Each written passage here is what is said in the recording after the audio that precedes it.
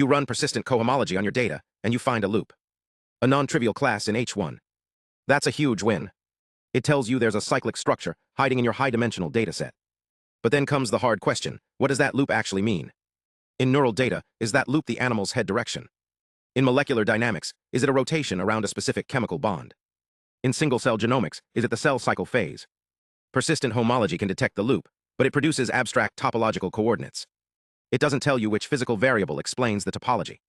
For years, domain scientists have had to manually visualize candidates, hoping one of them wraps around the loop. It's slow, subjective, and doesn't scale. Today, we're going to talk about a method called circol, circular interpretability via representative cohomology. Circol bridges the gap between abstract topology and physical interpretation. It takes a user-supplied dictionary of candidate circular variables and automatically selects the ones that explain the detected topology, doing so in a mathematically rigorous way that minimizes energy and guarantees consistency. We'll dive deep into the continuous theory, the discrete implementation on point clouds, the density-corrected inner product, and how this solves real problems in molecular simulations and neuroscience. Let's start with the core idea. Suppose you have a smooth manifold M, and you've detected a set of persistent cohomology classes that represent loops in your data. You also have a dictionary G of candidate circular coordinates. These could be torsion angles in a molecule, phase variables in a dynamical system, or fitted decoders from neural recordings. Each candidate G, J is a function mapping points on the manifold to the circle GJ, MRZ. The goal is to find a subset of these candidates that spans the detected topology. But spans isn't enough. We want the subset that explains the topology with the least amount of variation. This is where differential geometry comes in. For any candidate circular coordinate GJ, we can associate a differential one form. We do this by pulling back the standard angular form d theta on the circle. We define omega GJ equals GJ d theta. This form omega, GJ is closed, meaning its exterior derivative is 0. It represents a cohomology class in the Dirichlet cohomology of the manifold. If the candidate GJ actually wraps around a loop in the data, the cohomology class will be non-trivial. Now, how do we measure which candidate is better? We use the Dirichlet energy. Given a Riemannian metric on the manifold, we can define the L2 norm of a one form. The Dirichlet energy of a candidate is simply the squared norm of its associated form. EGJ equals omega GJ to L2. Physically, this measures the smoothness of the coordinate. A candidate with lower Dirichlet energy varies less wildly across the manifold. In most scientific contexts, the true physical variable is the smoothest explanation for the observed topology. Noisy or artificial variables will tend to have higher energy. So the continuous problem becomes: select a subset of candidates such that their cohomology classes form a basis for the detected topology, and the sum of their Dirichlet energies is minimized. This looks like an optimization problem, but it has a special structure. We can reformulate this using linear algebra and matroid theory. Let alpha 1, alpha k be the harmonic representatives of the detected cohomology classes. These form a basis for the relevant subspace of H1dr, M. For each candidate GJ, we compute the projection of its form omega, GJ onto this basis. This gives us a vector Vj of coefficients. The condition that a subset of candidates spans the topology translates to the condition that their projection vectors Vj are linearly independent and span Rk. The cost of each candidate is its Dirichlet energy. This is exactly the minimum weight basis problem in a vector matroid.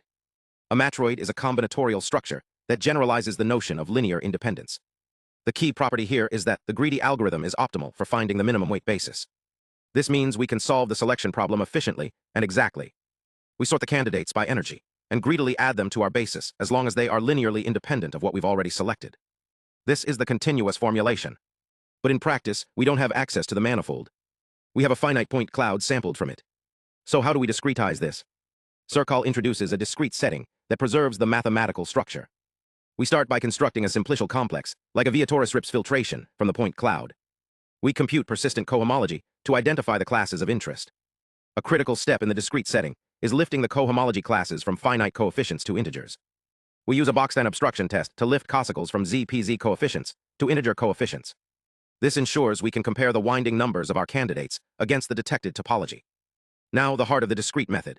We need an inner product on Wong-Kachins that consistently estimates the continuous L2 inner product of differential forms. This is non-trivial. A naive inner product on edge weights doesn't account for the geometry of the underlying manifold or the sampling density. Circol derives a density-corrected inner product. The derivation starts from the sphere average identity, which relates the pointwise inner product of forms to an average over directional derivatives. We approximate these directional derivatives using short geodesic integrals along edges of the simplicial complex. The resulting discrete inner product for two Wong-Kachins C and C is defined as a weighted sum over edges. CCM equals sum and E1 WEC EC E. The weights WE are carefully constructed. They involve a kernel function, a bandwidth parameter, and estimates of the sampling density. Specifically, the weights include a factor that corrects for non-uniform sampling. If points are clustered in one region, the weights adjust to prevent that region from dominating the inner product. The paper proves a consistency theorem for this inner product. As the sample size goes to infinity, and the bandwidth goes to 0 at the right rate, the discrete inner product converges to the continuous L2 inner product. This guarantees that our discrete optimization is approximating the true geometric problem. With this inner product, we can compute discrete harmonic representatives for the persistent classes. We also convert each candidate circular coordinate into a one-Cauchy by taking angular differences along edges, resolving the modulo Z ambiguity via a consistent unwrapping. We then project each candidate Cauchy onto the space spanned by the harmonic representatives. This gives us a projection matrix P. The columns of P are the vectors Vj we discussed earlier. The norm of each candidate Cauchy gives us the cost Cj. Finally, we run the GUDHI algorithm. We sort the dictionary elements by cost and select the minimum energy set of candidates whose projections form a basis. This process does double duty. It selects the interpretable coordinates, but it also acts as a diagnostic. If a persistent class has no candidate that projects onto it, that class might be topological noise or unexplained by your dictionary. If a candidate projects to 0, it's topologically trivial. Let's look at how this works in practice. First, synthetic validation. On a noisy circle is given a dictionary containing the true angle, higher winding versions like 2 theta and 3 theta, warped versions, and noise. The algorithm correctly identifies the true angle as the lowest energy explanation. It rejects the higher winding variants because they have higher Dirichlet energy, proportional to the square of the winding number. It also rejects the noise, which has high energy and poor projection. On a torus, circol selects 2 coordinates that span the 2 independent loops. It prefers the base coordinates over mixed or higher-order combinations, again driven by the energy minimization. Next, molecular dynamics. This is where circol shines. In molecular simulations, conformational changes are often organized by rotations around chemical bonds. The data is a high-dimensional cloud of atomic coordinates, but the dynamics are driven by a few torsion angles. When you run persistent homology on molecular trajectories, you often find loops corresponding to these rotations.